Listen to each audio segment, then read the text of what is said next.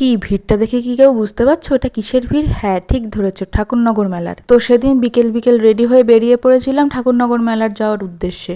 আমাদের বাড়ি থেকে ট্রেনে করে ঠাকুরনগর যেতে হয়। আমরা তো স্টেশনে গিয়ে অবাক, ট্রেনের মধ্যে ভিড়টা একবার দেখো। ঠাকুরনগর স্টেশনে নেমে দেখি এই অবস্থা। জীবনে প্রথমেই ঠাকুরনগর মেলায় আসলাম, এতটা ভিড় হয় এক্সপেক্ট করিনি। মার অনেকটা কষ্ট হয়ে গেছিল, তাই এখানে বসে বসে একটু রেস্ট নিয়ে নিচ্ছিল। স্টেশন থেকে অনেকখানি হেঁটে মেলার মধ্যে ঢুকতে হয়, তো আমরা এরকম অনেকক্ষণ হাঁটার পরে ঢুকে গেলাম মেলার মধ্যে। তোমরা কারা কারা ঠাকুরনগর মেলার নাম শুনেছো কমেন্ট করে জানিও। এটা আমাদের এখানের অনেক বড় একটা মেলা। এই মেলাটা বেসিক্যালি হয় হরিচাঁদ ঠাকুরের পুজোর উদ্দেশ্যে। এখানে বড় একটা মন্দির রয়েছে হরিচাঁদ ঠাকুরের, তো সেখানেই আমরা প্রথমে যাচ্ছিলাম মেলা দেখার আগে গিয়ে নমস্কার করে আসার জন্য।